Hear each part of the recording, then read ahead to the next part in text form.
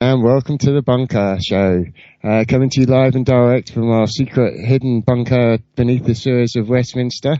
We're live here on Dark City Radio, and joining us in the bunker as always, our ray of sunshine with a big silly grin, here's Helen. It's about the only ray of sunshine around in England today, I think. Welcome everyone, really looking forward to the show. Bit of a change around at the last minute, but it should be a good one. Come and join me in the chat room to interact with the show, ask any questions you've got. And as always, shotgun in the bunker with us this evening. Here's Jimmy. Yeah, great to be back here in the bunker with Helen and Fabrice. And you know, after last week's conversation, I think this is a really good opportunity to follow on a few things, don't you think? I'm looking forward to doing just that. We had Gary Heseltine on last week for an extended bunker show and covered off quite a lot of the solid questions that stand about UFOs, where there's serious questions of what the intelligence services are doing, what people like Colonel Charles Halt were doing, being in charge of a nuclear base. And so some of those questions definitely do have national security implications. This week we were due to have Neil Sanders in the bunker. Unfortunately, Neil's unwell, but we have a superb save and a superhero in the form of Tony Topping, who's going to be joining us in the bunker this evening to really carry on some of the conversation that we had last week, and maybe look into more depth into some of those questions that really do need answering, and taking a serious look at what is often a ridiculed and much misunderstood subject. So, Tony, thanks for joining us in the bunker this evening. Oh, hello. Good evening. Nice to be with you. You raised an interesting point there about the actions of the intelligence services in the matter of UFOs and the targeting of people, but that's a story I'm sure we'll get into. Yeah, the show progresses. I'm looking forward to doing just that, Tony. You've been to a certain degree on point and putting yourself in the front line when it comes to engaging with the media about your experiences and the research that you've done. So, how did you come to start doing that? And of course, your broadcasting and speaking engagements. Well, yes, indeed, my dear. Well, if we're talking, so are we talking about how did I begin with all the broadcasting stuff and get known in the mainstream media? Is that your question? I think have I got that right? Yeah. Okay. Well, basically, of all people, Nick Pope, and it was Nick Pope who recommended me to the radio station Talk Sport.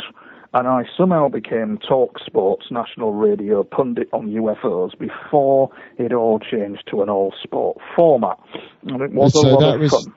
That was when they still had conversations about topical issues and such like. And right, I know who Nick Pope is, but some of our audience may not know who Nick Pope is. So. Yeah, well, Nick Pope is a civil servant who dealt with the UFO desk for reporting of UFOs for the Ministry of Defence called Air 2. And what happened was that any anomaly, any strange, unidentified flying object would come his way on his desk, and he would analyse the information, he would look at the information and make investigations.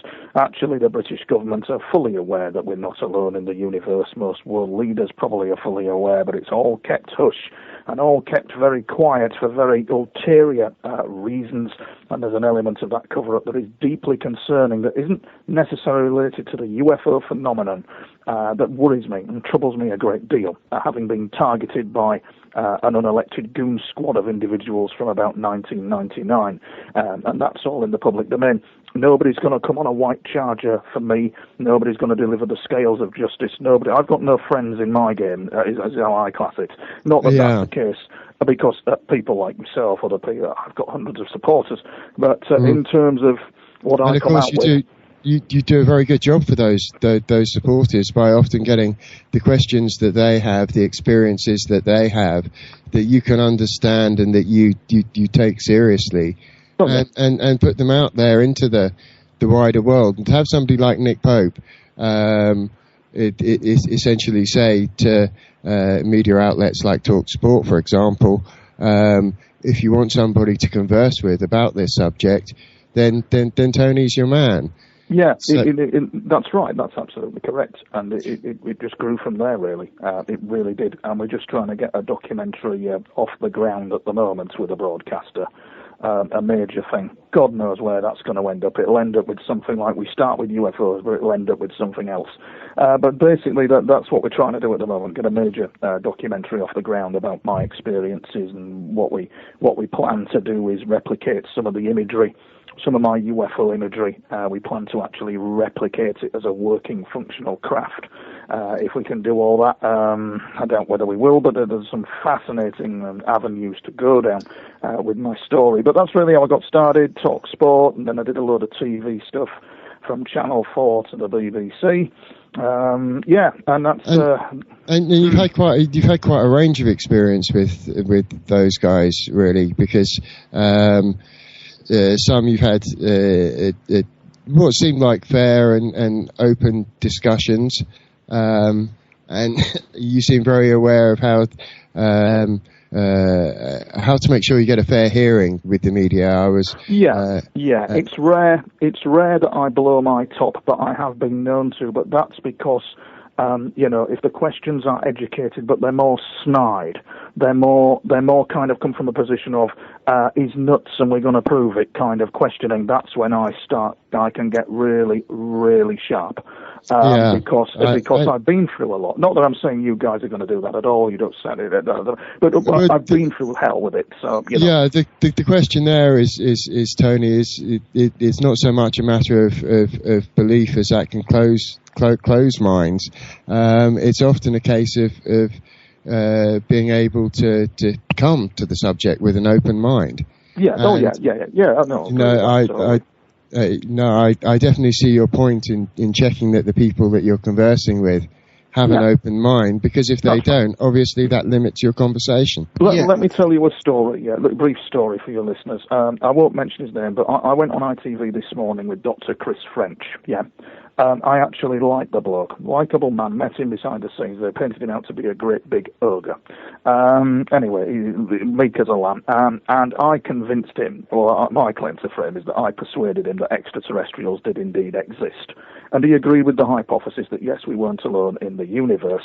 But on saying that, then we have the other agenda going on, whereby a certain doctor, who I don't like and he doesn't like me, turned up at one of my lectures. Now, what happened there, it was interesting because he just turned up at a lecture that was nothing to do with UFOs, and everybody looked and went, oh, God, it's him, what's he doing here? He occasionally turns up. Now, what happened was I proceeded to go into the lecture, and I proceeded to tell them, the audience, that I'd been filmed by an unmarked helicopter, which was verified by Jane's Defence Weekly as being an AS-555 green unmarked helicopter. I persuaded to tell them that we had image analysis of a UFO carried out. We've had a lot more image analysis done over the past 3 months. We'd have some astounding analysis done in my footage. But persuaded, kind of like carried on and try and convey to the audience that this UFO that illuminated a TV antenna, that was sent for analysis. And the special effects guy who analysed that indicated that it was indeed a UFO. It's been further analysed. And this gentleman in question didn't write anything of that down. He didn't write anything of that down at all, anything that could be kind of scientifically, where, as you've rightly said, the questions stack, or it leads to a conclusion, ultimately, that a UFO is there, an unmarked helicopter did film me, none of that written down. Anything that could be debunked, anything that could be kind of like watered down or kind of like spun in an opposite direction was all written down, which just goes to show that there is a clear agenda. For example, the harassment of certain elements of the intelligence services, not all of them, certain elements of the intelligence services do harass UFO contactees. They do. They do. Well, they do. Yeah, that was one thing I wanted to come on to. Sort of, I guess, after the different ways in which the media can treat you. I mean, I saw you part of your conversation with Chris French, and I thought that was a really good way of removing. I mean, what we spoke with Gary Heseltine is the way that the media attempts to ridicule.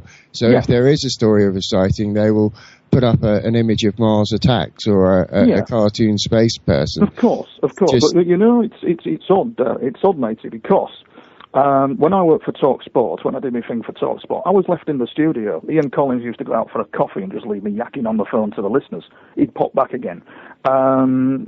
Scenarios have happened where I was in ITV this morning studio. I could have said anything. It was live on air. They didn't suppress me.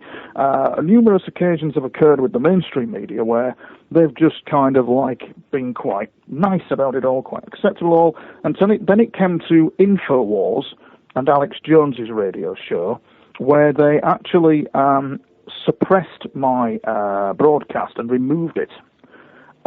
And it was exactly like I'm speaking to you guys now, but they decided that obviously freedom of speech isn't where they're at. So they removed that. And that was some years ago, which just goes to show, doesn't it? Yeah. Just goes to show. It is interesting, and censorship is always, something to watch out for. And also when, people remove the basis for a proper and articulate discussion, especially if it's based on the evidence. And when you're talking about such things as unmarked helicopters, that often gets people's attention up and gets them they're inner skeptic. But I believe I've seen the piece of footage that you're talking about, the AS-550 Eurocopter, and I take an interest in where exotic machinery is being used, who's using it, especially if that exotic machinery can kill people.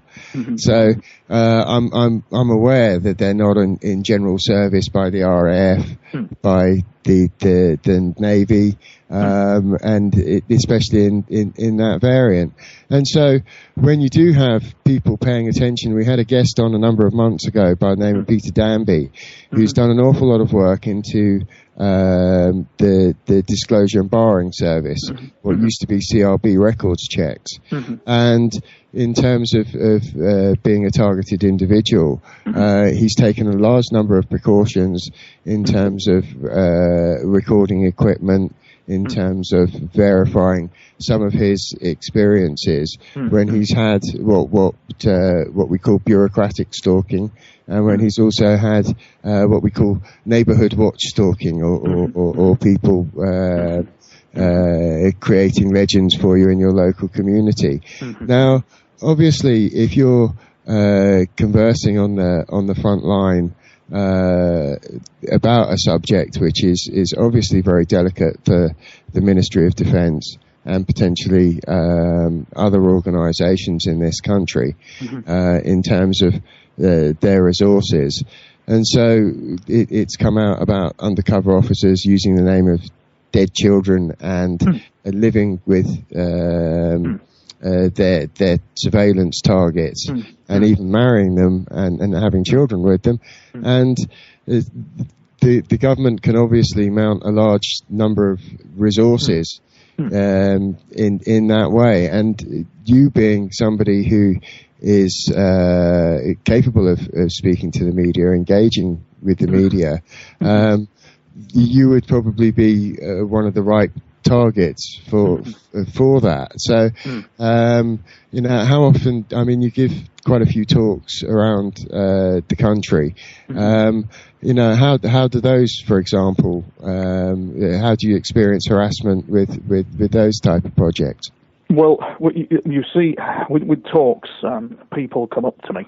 People talk at talks. People who are in the game from behind the fence, from behind, let's say, the Ministry of Defence or the Civil Service, will just come up and have a quick hello, blah, blah, we know this, we know that, and then go on their merry way again. I had an incident, a recent talk in St. Anne's, where the guy said, oh, you're a marvellous salesman, you are, at the top of his voice to me. He says, you've come all the way from there to visit you. Oh, you marvellous salesman you are. I bet you're earning hundreds of pounds from all this bullshit, he's saying.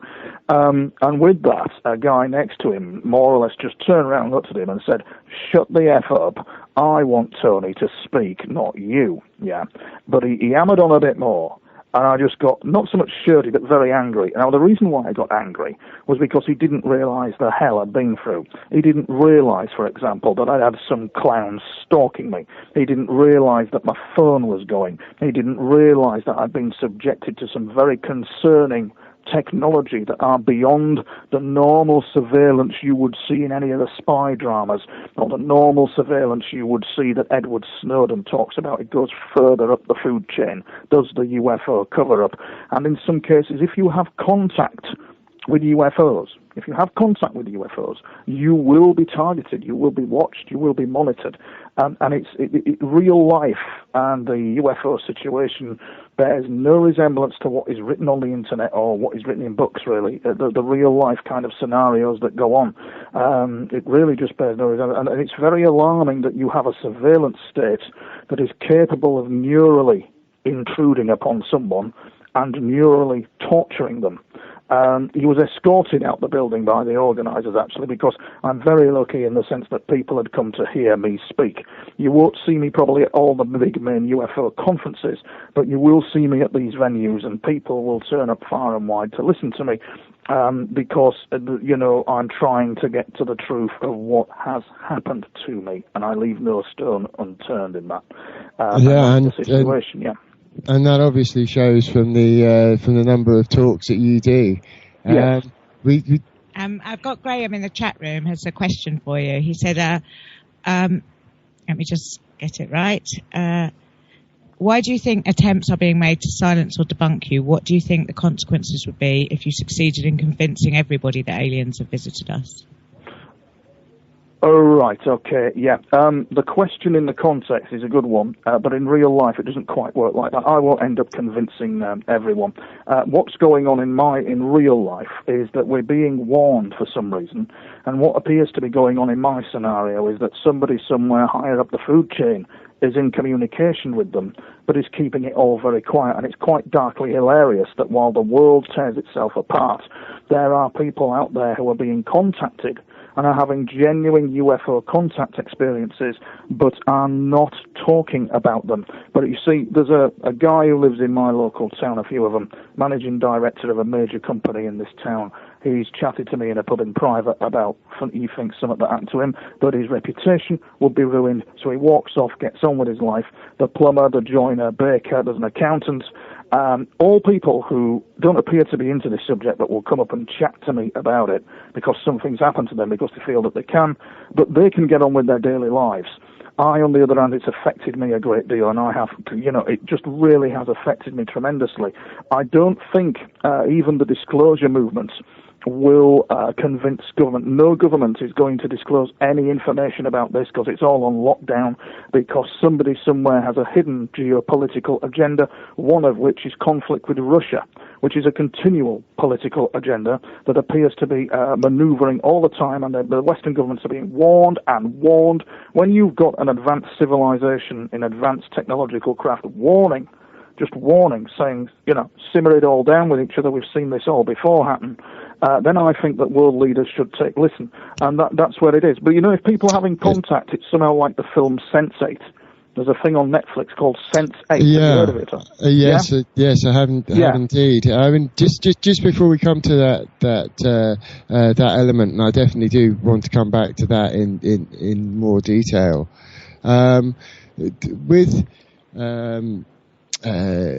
With those elements of disclosure, and as you mentioning major superpowers, last week Gary Heseltine laid out in very, very clear terms officers at nuclear bunkers who'd had UFO experiences whilst working, had their nuclear frontline equipment go offline.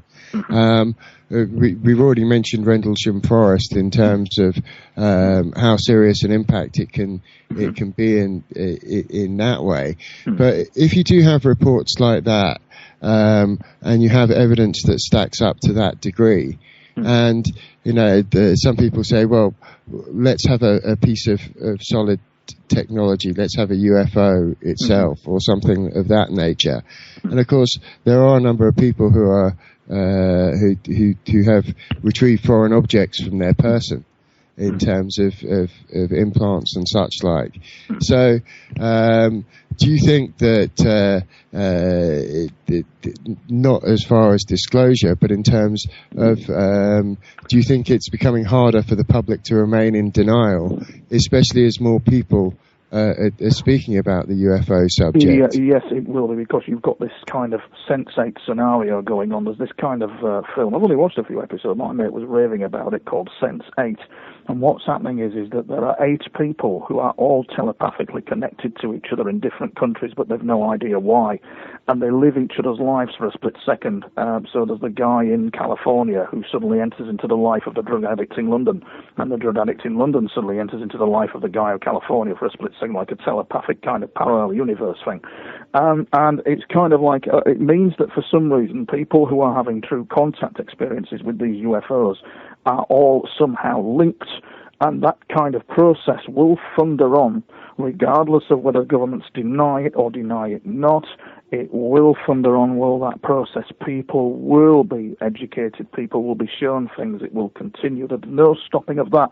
But no government, in my opinion, no government is going to disclose this. I think it's the other way around. I think the occupants in the UFOs are disclosing at a very gradual rate to us their presence, their technologies, in a way that we can understand. No government is going to do it. No government is going to disclose this information to its populace, because there's some other agendas going on higher up the food chain that would stop that, you see. In my humble opinion, based on nearly 15 years of being at the sharp end. Yeah, I mean, it's interesting as you're referring to non-local communication, i.e. people being able to attune themselves to observe at different rates, and of course, as human beings, the way our neural pathways learn and manifest, if you repeat an action for a number of minutes a day, after a little while you become better at it. For example, people mention with dream diaries, if you write down your dream or elements from your dream, it's saying to your mind, okay, I give you permission to dream, and I'm listening to your dreams. So your subconscious, unconscious mind, or whatever, non-local interactions they may be having, can communicate through that channel, knowing that you're being aware of it because you've taken the physical act of writing it down.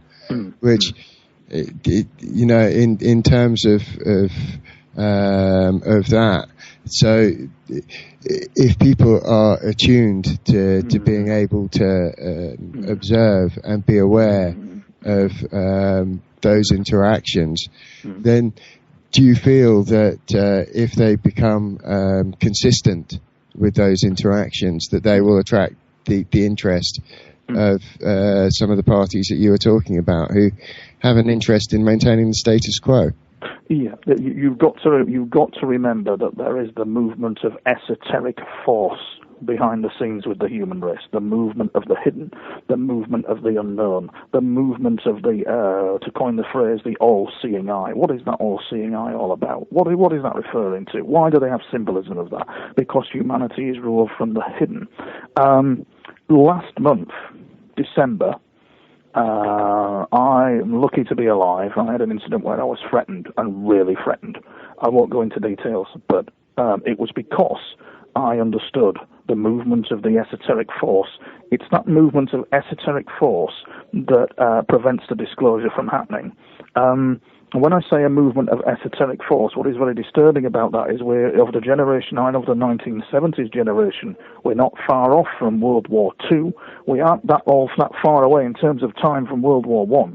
Two global conflicts that appear to have the theme and spin to humanity of we're fighting for peace, we're fighting for freedom.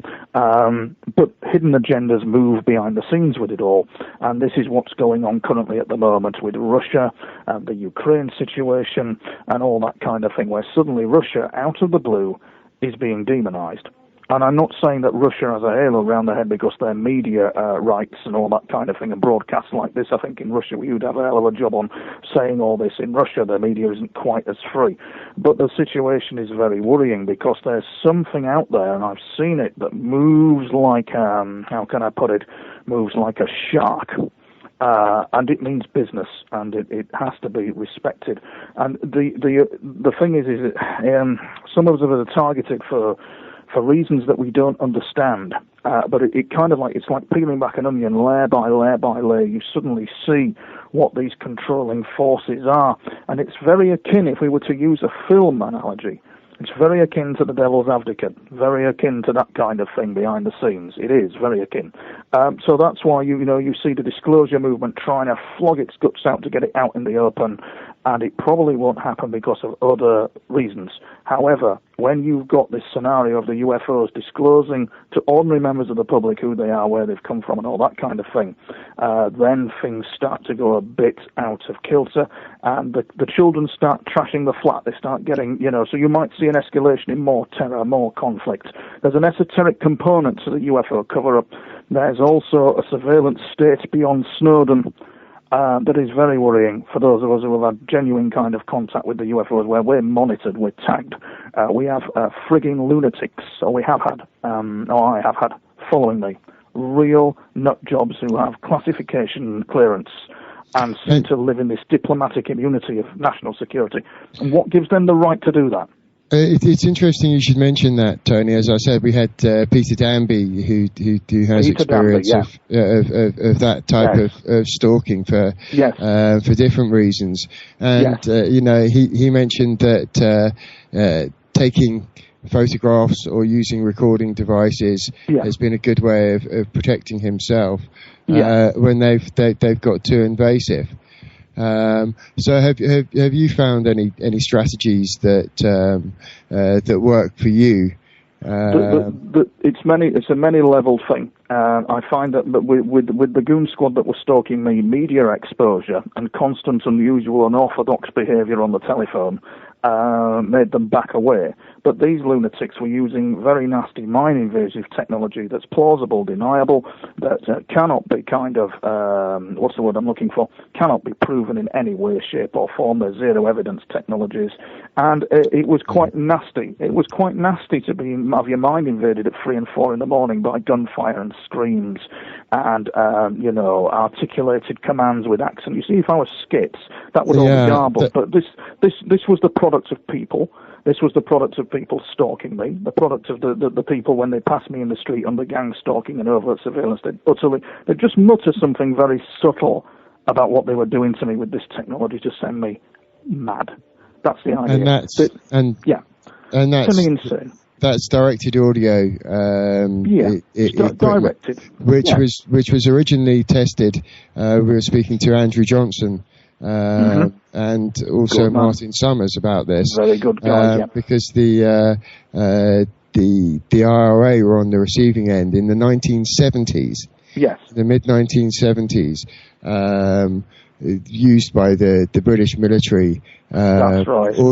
Focused audio equipment that could make them, under extreme circumstances, could make them relieve their bodily contents, bodily fluids through any orifice, and made them very, very sick. And this is obviously conclusively proved that the British military were using these.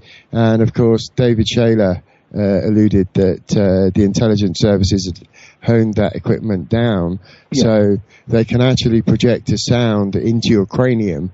Even if you had a recording device present by the side of your bed, it wouldn't be able to pick up the sound. No. Yet, when people respond to what they're hearing inside their head, that comes out perfectly clear on the recording. It does, mate. It does. They'd like nothing better than for me to have been locked up in some lunatic asylum somewhere. They'd like nothing better. My footage not to see the light of day, my story not to see the light of day either. But another man's kind of thing is another man's poison, as it were. And so, I generate a lot of interest. And I stood up to my harassers I really did. But this is kind of like a different kind of harassment that we're dealing with now. And it's very, very complex. In fact, it's that complex I can hardly put it into words as to what it is. But it's like peeling back the layers of an onion and watching the game unfold behind the scenes with the human race. Which is why, really, back to the subject of disclosure, which is why it is important that we should disclose and be open about it, because the secrecy is causing the problem. The secrecy is causing the problem in the first place of all this, the secrecy that's in place. And do you think that part of that secrecy is provoked by that media ridicule? And also, I mean, as I said, we've got Neil Sanders coming on next week. Yeah. And I know that he's very aware that if you can put out a social meme, such as, anybody who sees a UFO is a bit of a Klankenstattenberger, he needs to go and to see the nut doctor. And but if you look at the CIA, very clever public relations spin. It's good PR spin. In your experience, I mean, I know from my experience, when I have the opportunity to ask people about UFOs, when I leave UFO magazine sitting on my coffee table or some such, and people feel as if they can speak freely, then actually it's almost about 50% of people that I ask who've had some kind of UFO experience that to this moment remains unexplained. Yeah. You said you get quite a number of people coming up to you. Mm-hmm. So do you think that's part of that dam that needs to be broken, is to encourage people to report them to the appropriate places when they do see things? Yeah, I think so, matey, on that one. I think the British public are more clued up on this than what people realise, or than what our government realise. Their eyes are more open than what probably people think. And the situation is a lot of people are having these encounters, but are keeping very quiet about it. And it isn't so much it isn't much a situation of ridicule with somebody like me, so much as where do you say things and how do you say it. So, for example, if I get a TV crew turning up and a comedian's fronting it, I know we're asking for trouble. So I've got to be very, very selective as to where I put my kind of intellectual property kind of footprint with all this. Yeah. Because for example, Channel 4 crew turned up a few months back with a comedian fronting a program about UFOs. Very nice guy. Very nice TV. They were nice people, but of course they are nice. But what he did was this: they took some of my footage, which I've now learned that won't be happening again. But they took some of my footage to do with the unmarked helicopter, and they then spun it. They then gave it the media spin of Tony has classic conspiratorial beliefs. He believes that an unmarked helicopter filmed him.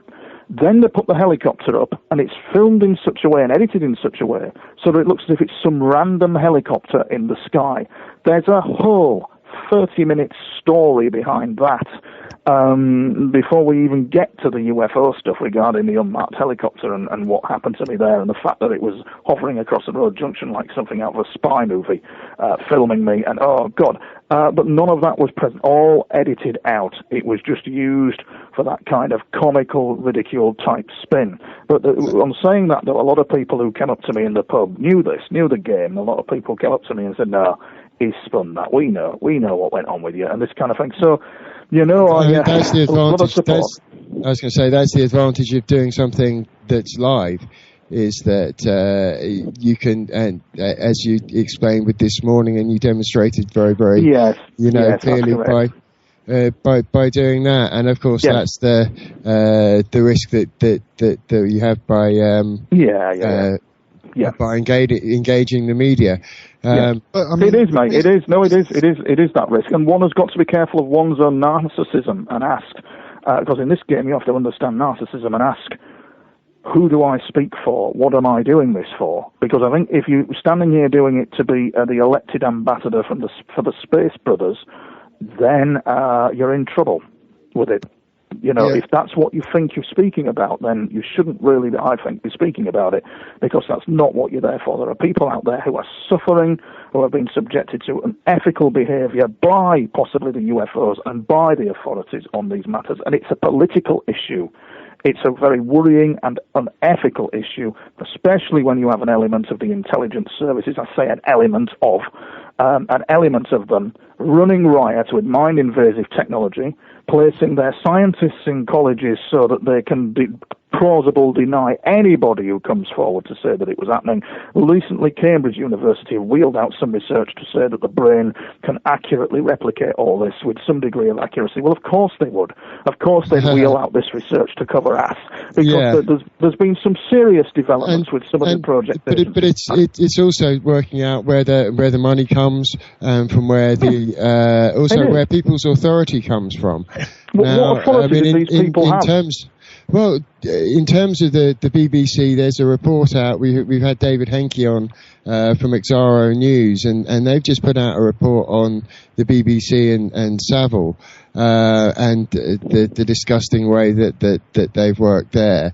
There's also been reports that MI5 have a very, very strong input into who works and to how and what programs they produced.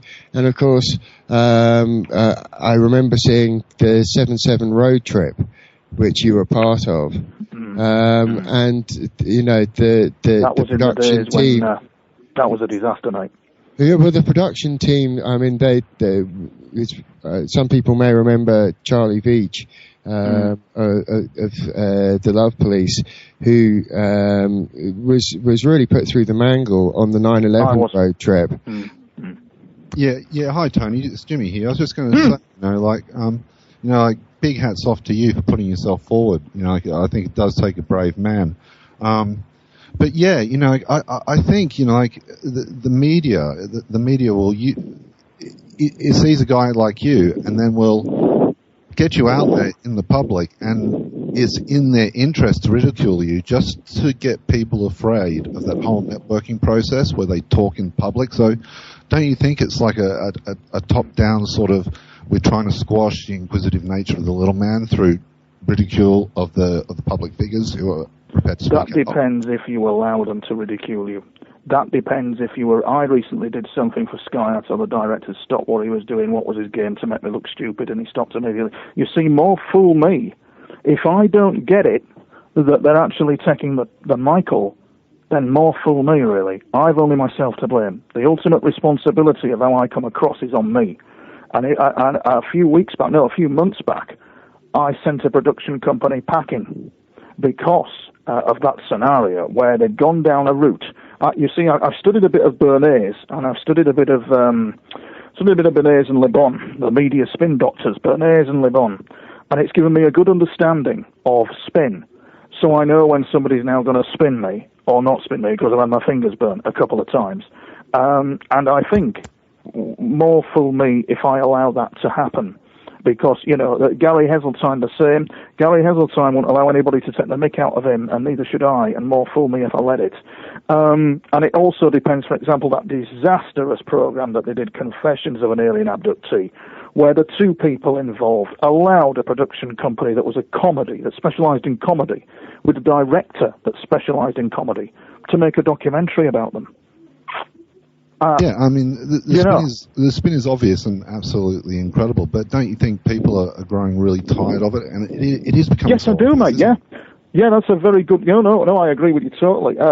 People behind the scenes, and I've noticed this. You see, you know, the pub in my town centre is a hotbed of intrigue for people wandering in and out and talking. And that's exactly what they've said. We're just getting a bit tired. In fact, one of them said, a mate who's an engineer, lad who's an engineer, very clued. He didn't talk with his mates about all this, but he said, I found it offensive what they did to you. I found it offensive, he said, because it wasn't balanced in any way. It was offensive, considering all that you've been through and considering that all the work that you've done. It's offensive, and it is, isn't it? Yeah, it's really offensive, and what's more, it's quite insulting to anybody who takes the time out of their life to sit down, sit through the brainwashing in between, and be served that. And you mentioned your documentary at the top of the hour. Do you think that there's a place for the filmmakers, and there are some very good filmmakers out there who are used to working with very small budgets. Yes. And I mean, obviously, UFOs, we're used to Independence Day, Roland Emmerich, X-Files type CGI, which obviously the more grassroots filmmakers don't have access to, simply because of the finances. But do you think it's possible to, even on a small budget, to make documentaries that can provide the quality and the evidence and package it in such a way that would find a grateful audience who are being persistently dumbed down by what passes as the mainstream these days? Listen, I totally agree with you, and it's good to see presenters who are in the know and are stacking up the questions so that we all, including me, the guest, go away with a better understanding of what we came on the show with, basically. And I agree with you totally. I've got intellectual property that here, including footage, imagery, my journals of interaction, everything. Can I trust it with a mainstream broadcaster? The answer would be no, and so it has been discussed as to go down an independent filmmaking route, because we get a better balance. We have got a company in mind who can say, we can do it for $2,000, we can do it for $8,000, we can do it for as much grand as you like, we can do it for you, and they probably do it independently and do a very good job. He makes music videos, but you can't, this stuff, my stuff, I can't trust it with a mainstream broadcaster like Channel 4. What it goes in at one end and comes out at the other as broadcastable, I just can't trust it, I'm afraid. Nor the BBC, nor any other broadcaster for that matter. Discovery Channel are very good, though. They're pretty good, and so that's kind of like one of the avenues we might explore, because they're pretty good at doing these balance type things. It's interesting to be able to see that there are different, I guess, different options that are there. And in the bunker, we like to encourage people, if they do have skills, if they do have energy, to get in touch with people and pursue those options, because some of the most informative and genuine pieces that I've had the pleasure of seeing have been done on a relatively small budget. And also the amazing freedom of speech that we have here on Dark City Radio. And on that note, I think we have... we've had a few questions through the show where you've been talking so far. So I'll just ask you a few of those, and if you can answer, do. One, it's from Hytham. Have you heard about the Arcturian theory? And if you do you hold credence to them? Can you run it past me, please? Because I'm not sure on that one. Just run that. But do you know? I don't know what it is. I asked him to elaborate a little bit, so I'll tell you what he said. Yeah. All right. Because I don't know what. It's the theory that UFOs are in deep collaboration with world government in an effort to defend Earth from grey aliens and reptilian aliens. No, it doesn't work like that in real life. It's so more to no, it doesn't work like that in real life. Yeah. And another question I have here is from Carl, and he says, "Hello, Tony. What do you think about flood time?" Do you know what? No, I don't know what he's referring to there. Perhaps he could elaborate. I'll see if I can get some more on that for you. And the last one is from Graham again. Bearing in mind the great trouble that you've experienced in disclosing your experiences by being mocked, etc., why do you think it's important to speak out about it? What do you gain from speaking out like you do? Fundamentally, it's a warning. Fundamentally, it's a warning as to where we go down as a race, as to where our governments lead us to. And fundamentally, originally, the driving engine behind it all was to stand up against the individuals who targeted me. My government knows who they are at some level. They know they're out there. They're people who are out there with, high-level security classifications. You talk about Snowden, Edward Snowden, and the surveillance state he was on about. This is the next level up the food chain, where it's mind-invasive and neurally monitored.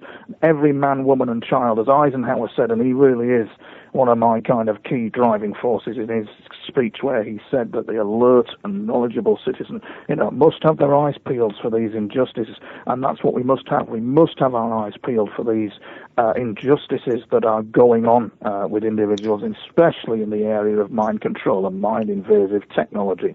Yeah. We have to. We cannot. If we carry on at the rate we are.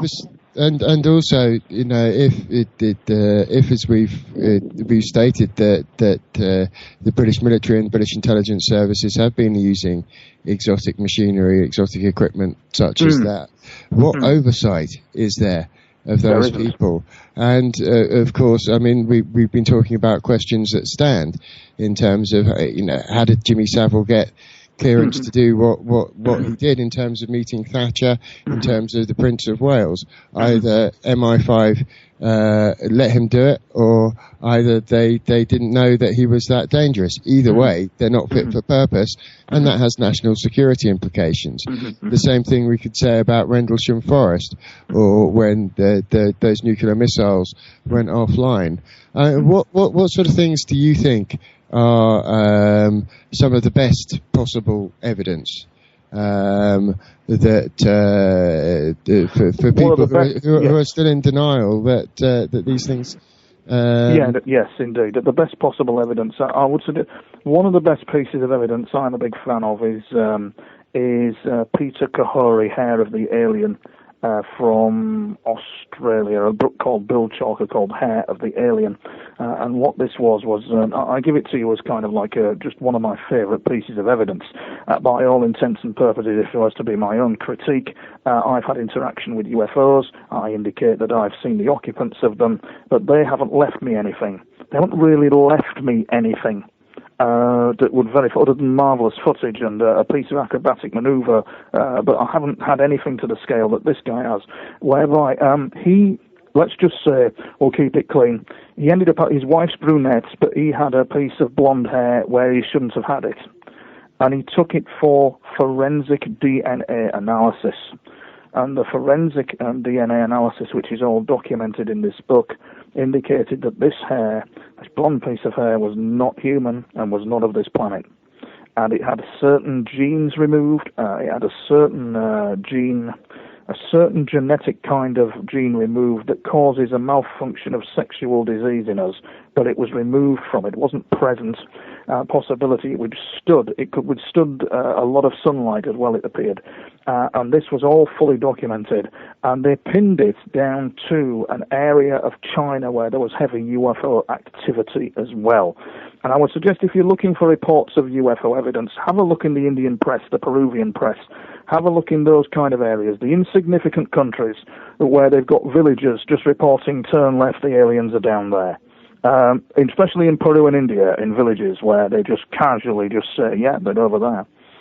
It's only in the West where we get this oppression of the information. In Russia, for example, they had plastered all over their media in the 70s the discovery of monuments on the moon. It was all over their media. Not a word in the West. Not a word at all about it. It was all over their media. Mexican TV as well, I've noticed. Sorry?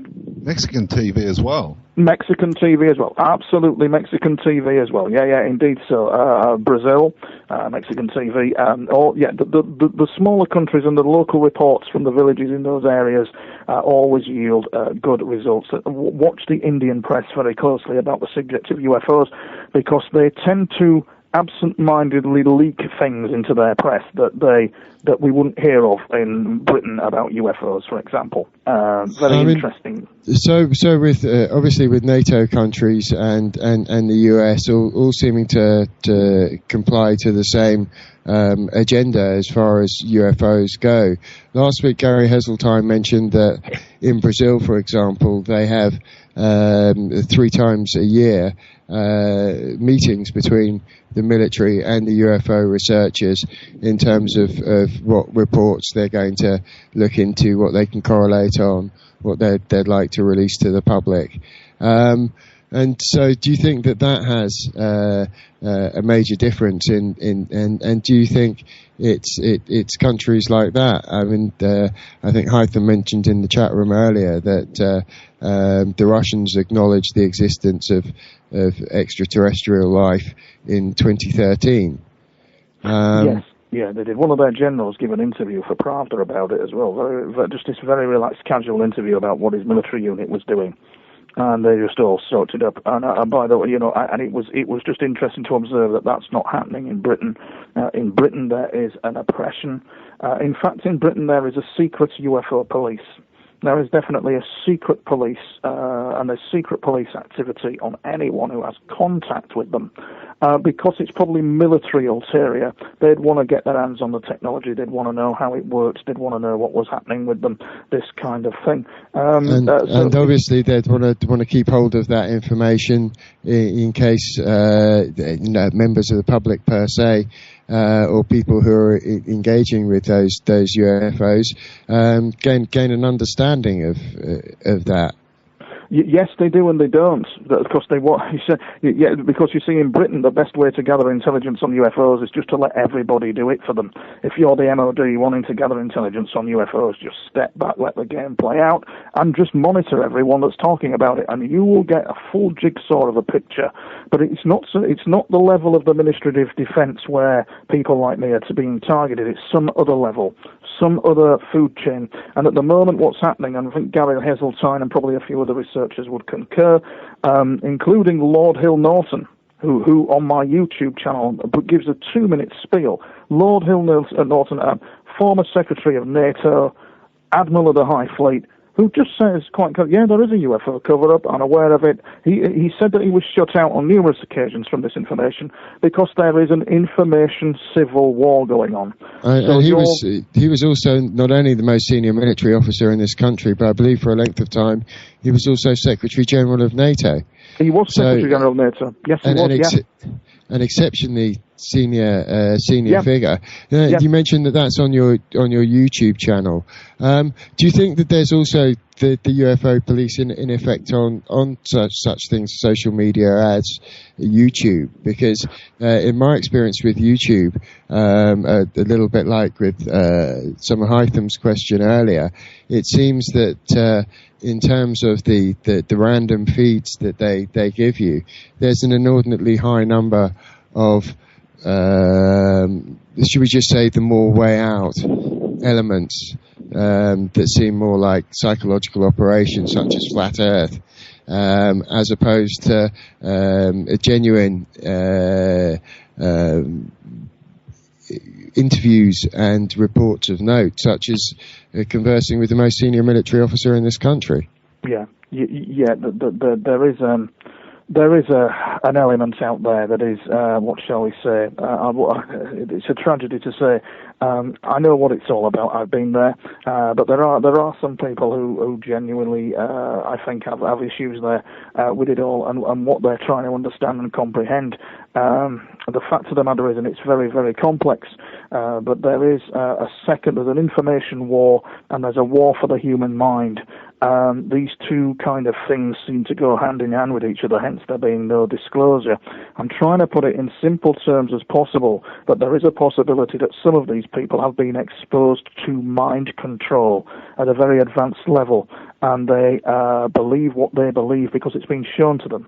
And the thing is that in terms of mind control, what is very worrying, of course, is that the invasive technology that has been developed and is being developed, large technical corporations would not want that in the public. It's bad PR. If you're Apple and you're developing technology so that you can imprint it, so that you can print a mobile phone into someone's hand, then you're not going to want this PR knocking about. That's the way of the world with it. It's dirty, it's filthy. In fact, the UFO cover-up and the whole business behind it all is a dirty, unethical game.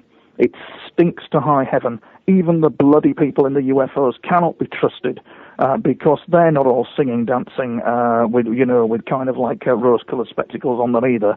They can have militaristic agendas. They can have their own unethical agendas just as much as human beings can. It's a lousy, stinking business for anybody to walk into. In terms of the way that they operate, and we've already mentioned the absence of oversight, and we've gone into the intelligence services in relation to a number of other fields such as Kinkora, child sex abuse, as well as with Gordon Bowden in terms of money laundering and also illegal arms trading that we covered with Martin Summers. So there's a number of other fields where the intelligence agencies and the Ministry of Defence, among others, and the Home Office lack any real oversight. Now, in terms of what they do put out there, I mean, I believe the CIA has recently released some of their UFO reports over the last week or so. And also the Ministry of Defence, their last releases that are available in the National Archives.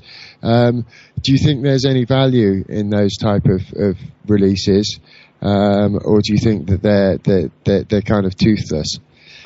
Yeah, I think you've summed it up very nicely in that they're toothless. When it gets to the level of you, an ordinary member of the public, speaking rather comically to somebody in an unidentified flying object, an advanced flying machine, at the very basic level, quite routinely, for reasons that you don't know why, you're going to get monitored. And not only are you going to get monitored, but you'll find that the volume level will drop. You won't be able to go any further in the public domain. Well, I'm very lucky, but you won't be able to go further than the flashing lights in the sky and what the generals thought and what the army thought of them and what the witnesses thought of them. They keep it at that level. They don't tell you, for example, one of the biggest secrets of all is they look like us and we look like them.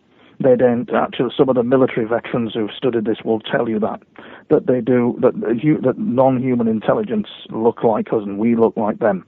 And it's something that isn't widely reported because you've got the greys, the reptilians, and all this kind of thing.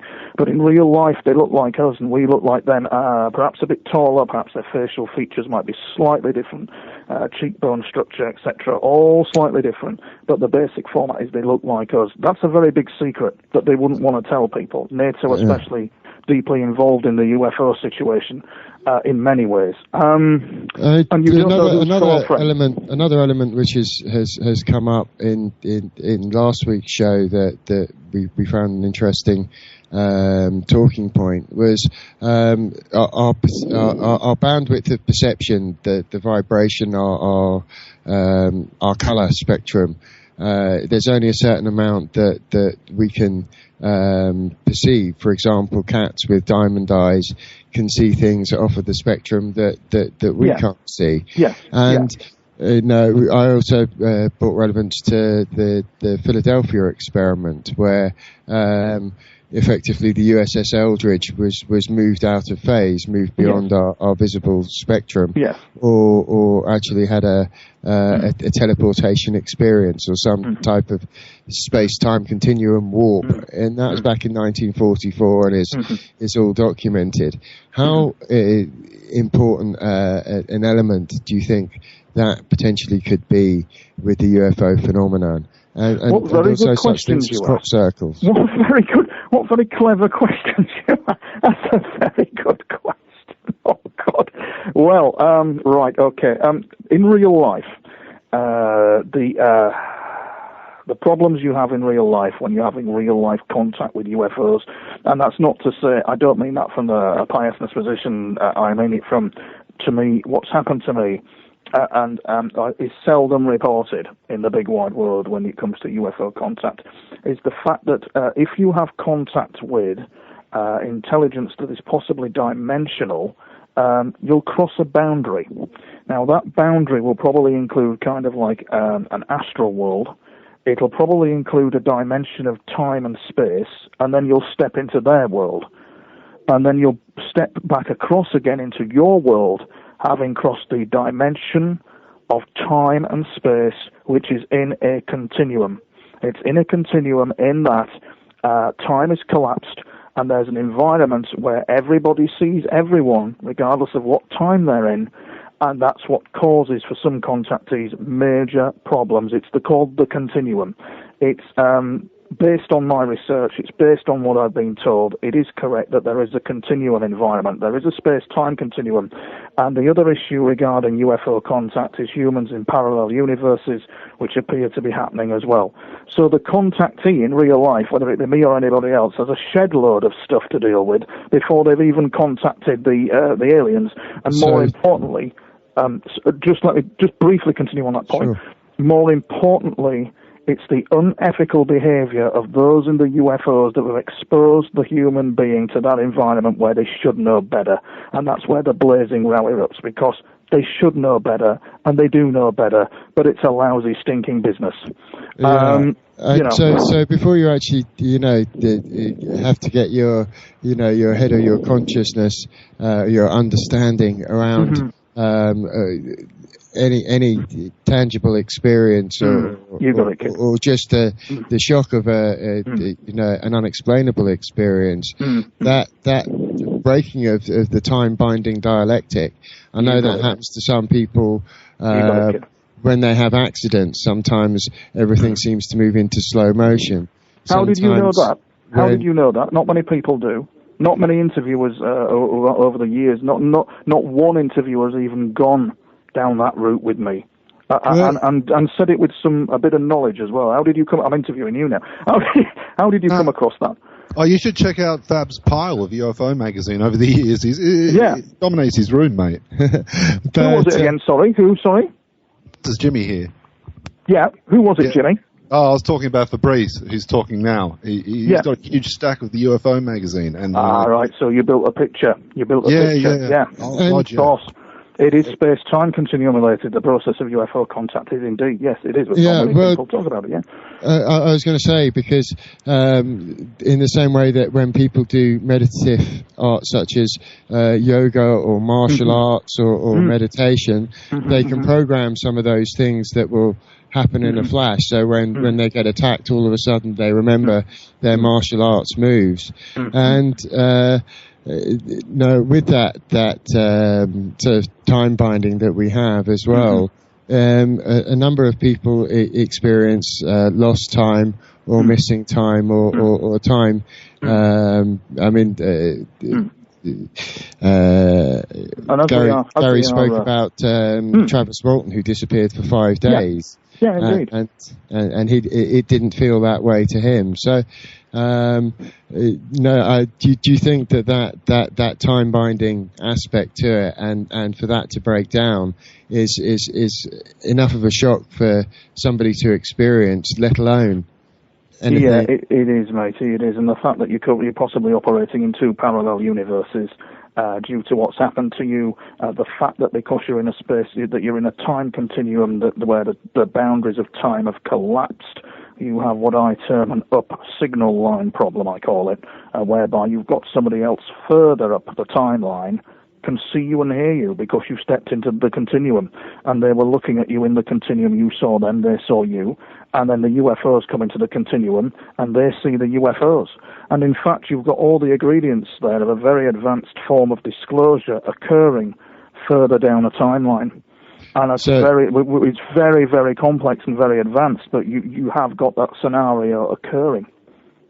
So where people can have non-local experiences or non-local insight, or dare we say that deja vu experience, where you're right. And because you're a conscious entity moving through a space-time environment, there is a distinct possibility. A lot of spiritual books talk about the past life, but there is a distinct possibility you'll have the scenario of your future life coming back at you, wondering who you are.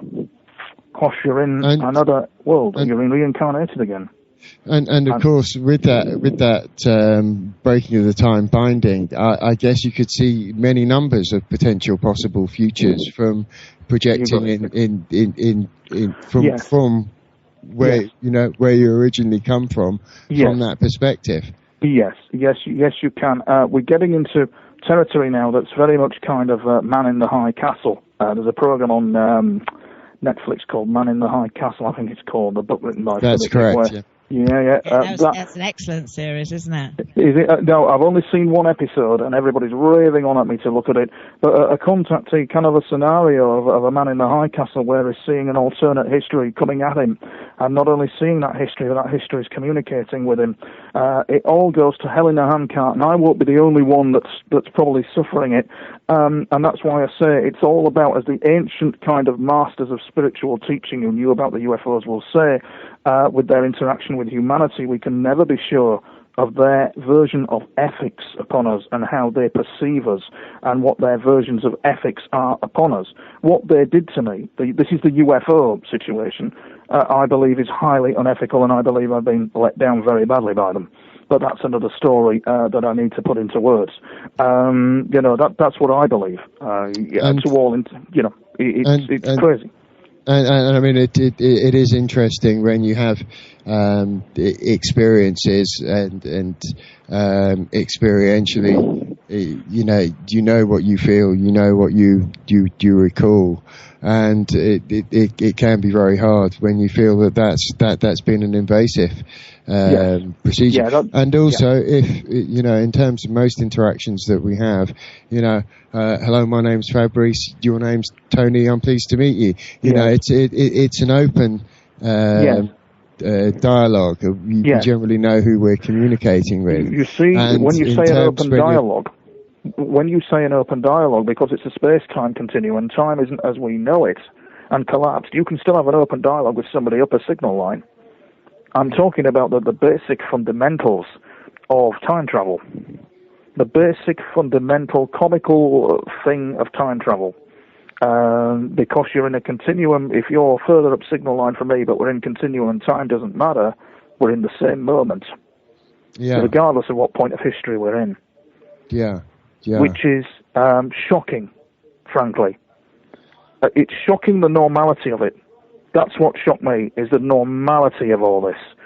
So it feels like I guess, second nature or even first nature. It does, yeah. And the fact that you have time displacement issues, for example, you can be walking down the street like I was a few weeks ago, suddenly thinking, and it feels, 2016 feels as if you're in 1900. It feels as if you've gone somewhere else, further up the history line, as it were. It feels as if you've been elsewhere. It feels like you're living in the past, but that can't be right because you're here and now. And these are the weird time effects that you get from interaction with the UFOs, and the fact that you're being monitored. There are other people out there who are being monitored as well. And this is the serious stuff that you've got to deal with. And really, it's the first for me is this appearing on your show and discussing it at this level. Is the first for me. At no point has any radio show ever gone down this line with me and discussed it quite maturely. I think you need to be commended for it. Thank you very much. I'm glad you enjoy the show and find the questions stimulating, and I hope our audience do too. Another element that I'd like to take the opportunity to cover is that the military's involvement, or I don't know if you're aware of Edgar Fouché, who was a whistleblower, extremely well qualified, and he brought forward some. There's I think 14 hours of interviews with him and Andrew Johnson, and he was speaking about black triangles, and hypothesizing that they use energy fields that have an effect of dampening gravity. So that if you're within the energy field, you would weigh 89% less than you would if you were outside that field. Now, it's a very, very hard one to have rock solid evidence for, but fortunately we have the Belgian Air Force who can help us with that. You have sightings, gun cameras, radar. That shows there were black triangles. At the time they were spotted over the United Kingdom, scrambling F-16 fighter jets to engage them. So do you think that there are black elements in the military that are utilizing some of those technologies? And if they're using gravitational fields, do you think that we're very unaware of the link between gravity and time? We are aware that there is a link because atomic clocks move slower in orbit than they do on the surface of the planet. So, what are your thoughts on the military involvement and that? Indeed, so I've filmed triangles since 1999. My image analysis on my YouTube channel and on my website has a very close look at a triangle craft that have been following me for approximately 5 months. I know who they are. I know where they come from. It's not human. What has fascinated me about the interactions that I've had is the artificial intelligence element of these crafts, where they appear to have a mind of their own. And Dr. Greer does these great sky watches where he goes out with people and they contact the occupants of the craft and all that kind of thing. But there is the other scenario where you contact the craft and not the occupants, and that can have some real freaky results. It's comical. You've got to laugh. You really have got to laugh, because you can have all kinds of scenarios. And the thing with these triangles, what were filmed over Belgium, is that they are part of a culture and civilization that's advanced with its technology quite a lot. And the military would like a piece of that action, especially the British military companies like BAE and stuff like the European Space Agency. They'd like to know how the artificial intelligence works on a craft like that, because they're intelligent. They think. The craft think. And that I found astounding in the course of my experiences with them.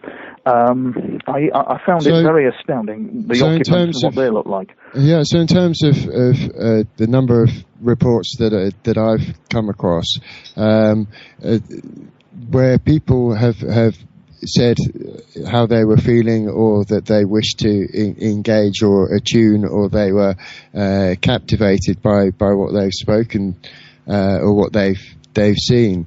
Do you think that willingness to want to attune to whatever it is you're observing actually assists or facilitates that sort of non-local contact? Yeah, well, yes, it can do, because see, the Indian press. The Indian press were blurting stuff out. We were doing a lot of research for a radio station in Liverpool, and the Indian press, it's all wiped off the internet, but there was elements in one of the Indian press about artificially intelligent UFOs wandering off and having a mind of their own. And therefore you could have a scenario where one of these technologies that they develop goes absent without leave and does its own thing, starts exploring. So you could have a scenario where where you're out there on your own doing the Skywatch, and whammo, one of these things turns up because it's sensed that you're there, kind of thing, which is the most unusual scenario. The thing is that the triangle craft that they have, they do have a very powerful energy field about them. Got to be very careful of them. There's a famous incident in Chile. Well, it's not that famous, but I'm a radio amateur, and there's kind of like this fascinating dialogue in Chile over an AM radio frequency to do with a yacht and the UFO. And the UFO is communicating to them in the Chilean native language, telling them to just keep a distance from a certain point because their craft has a high energy field. If they could just keep back, and they were landing in some, so the story goes. Now, I don't know whether that's true or not, but what is interesting is the craft signaling, or the people in the craft signaling to the yacht occupants that their aircraft had a very high energy field about it. But what fascinates me about these triangles that flew over Belgium is that they think, and that just fascinates me, that these craft, like somewhat out of a science fiction movie, can think. Have a mind of their own and are somehow integrated into the team. There's a woman in Czechoslovakia, a researcher. She only tells me, it doesn't really kind of put her name in lights. She had somebody from the Czechoslovakian government visit her last week, somebody from the cabinet of that government, because they were aware that she'd communicated with the UFOs. She was telling me. But what was interesting is the communication she had with the UFOs is how the occupants of the craft reflected with kind of like a compassion and what's the word? A fondness of their craft, as if it was alive. It had its own name, had its own mind, and they had a fondness of it. And that avenue I find fascinating, considering that the European Space Agency has hardly got off the ground with artificial intelligence at the moment. Yeah. So do you feel that that there's a big chunk of experiences that people have and have reported that show that it's not just the occupants of the craft, but the craft itself that is active in that engagement? Isn't that odd? No, that's a very good question again, and the answer to that is no. It's as if people aren't noticing. It's as if they're swept away with communicating with the occupants, when in fact the craft in some cases can actually do the communicating. And I've got to tell you from my experiences, I leave no stone unturned. I have to have my own cynical little lens on it, but I have to tell you that speaking to a machine is very different to speaking to somebody like me or you. And the fact that it's a machine but is aware is very, very weird. It's just like something out of a science fiction film. It's just in real life. I just can't get my head around it, really. And I know for a fact that in the weeks ahead I'm going to be filming one of these again. Definitely be going to be filming something in the weeks ahead. It'll appear at random, completely out of the blue, and it'll be there. And I'll end up catching it on camera. And I'll still have no idea. I won't be clear as to the why. I know the who, the where. I'm not clear as to the why with my experiences. This is all going on. And, it'd probably be a good moment to remind our audience where they can get hold of you, your work, and some of your fantastic footage. So do you have a website? It's tonytopping.wordpress.com.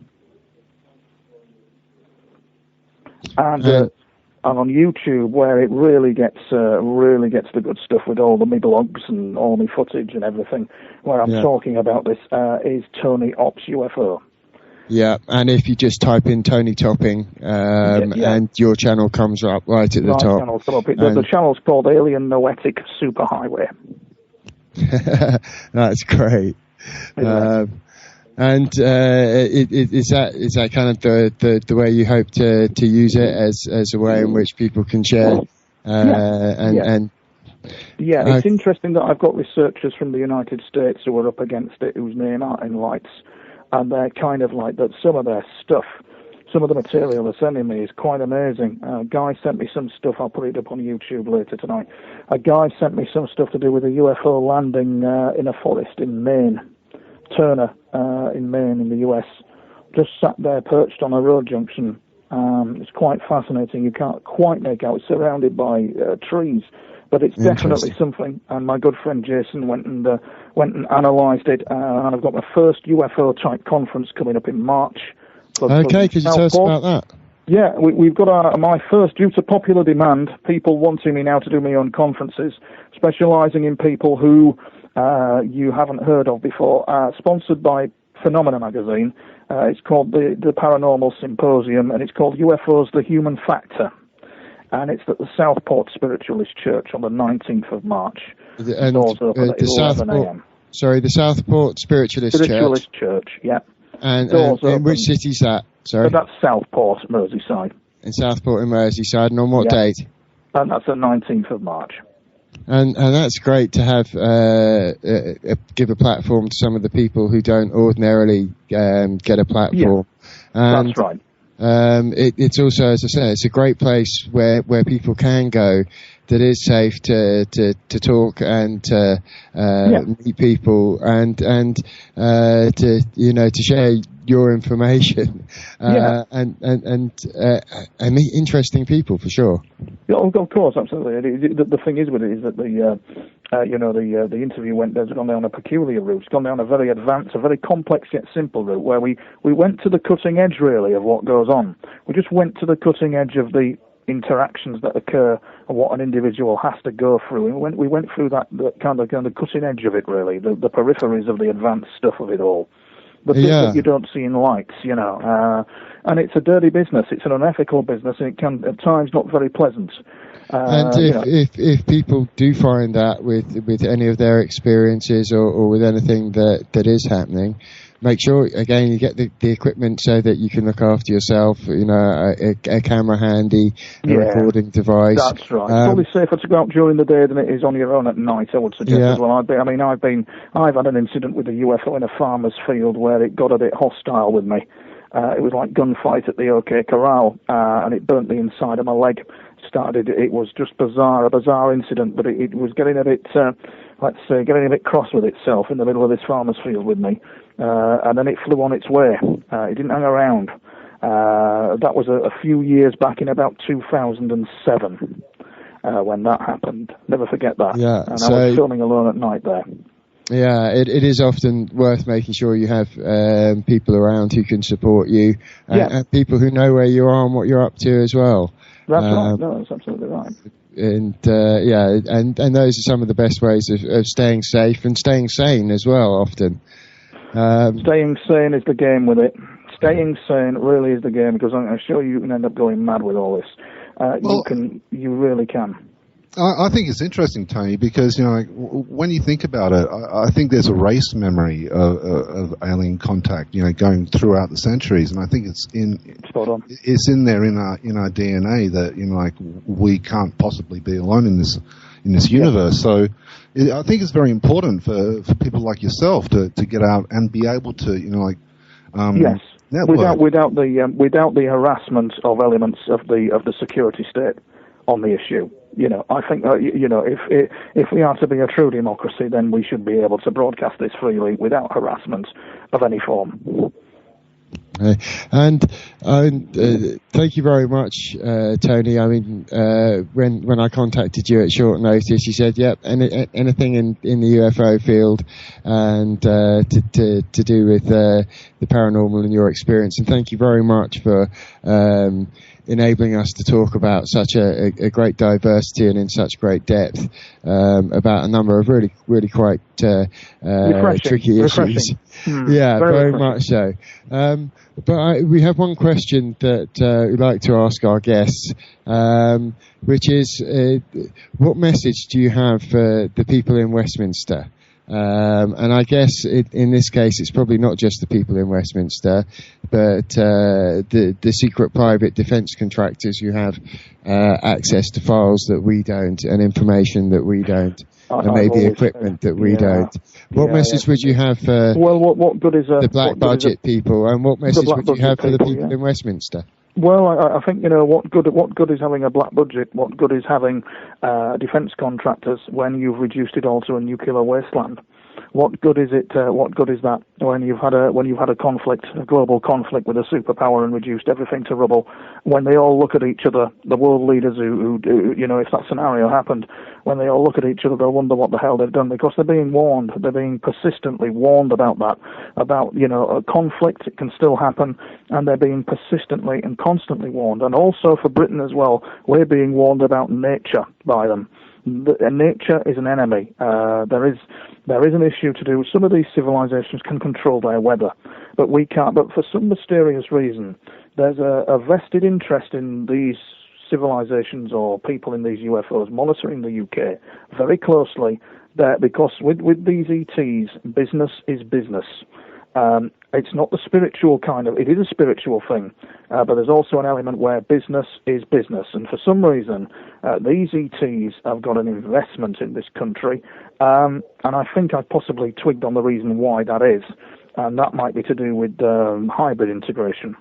Possibly that, or an integration of some description going on. So there's a vested interest in keeping world peace. There's a very big investment in trying to keep world peace without firing nukes off at each other.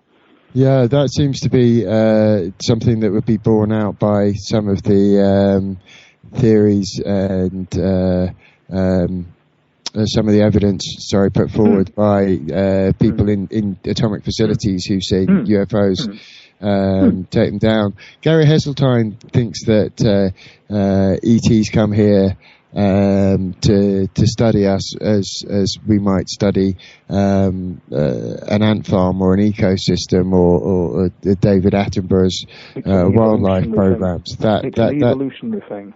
Do you think that they're not just studying us in that anthropological fashion? No, they're not. Are actually engaging with us? No, they're not. It is. You've actually come out with it all, really. You've given all the answers without really realizing it. They're monitoring for reasons that are highly esoterically complex as well, which is a bit beyond our normal reality. But that reality, they're monitoring another area of reality that is kind of like that mankind has always been taught of an astral plane, the spiritual dimensions. They're monitoring kind of like beyond that area. Beyond that zone, there's also that going on. There's complexity involved in it, as to why they're monitoring the human race in the way that they are. There's great complexity involved in it, and it appears that the disclosure is coming from them, because it ain't coming from any government. It's certainly coming from them.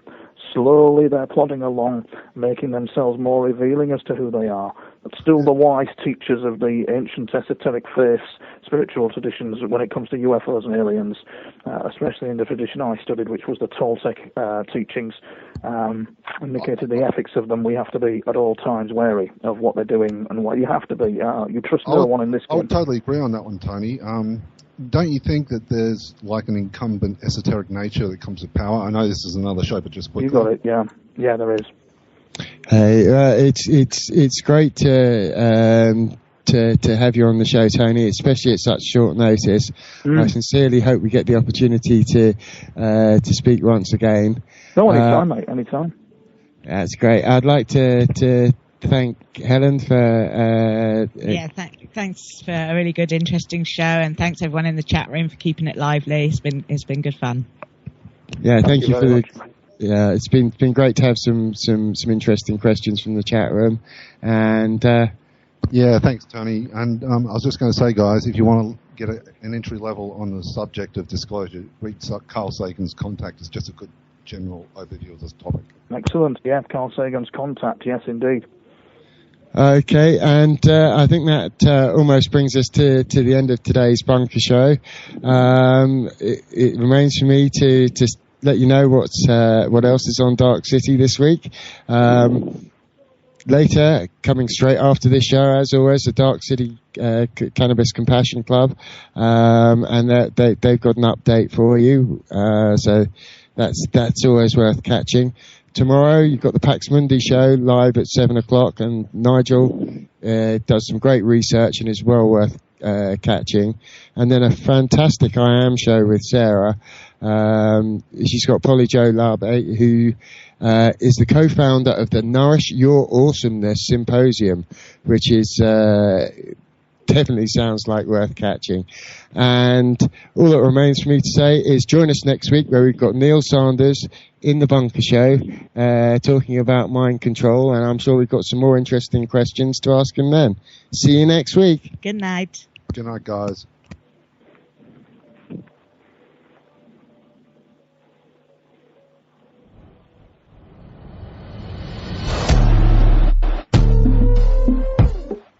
First things first, these bankers are the murderers. Council tax extortionate, your man.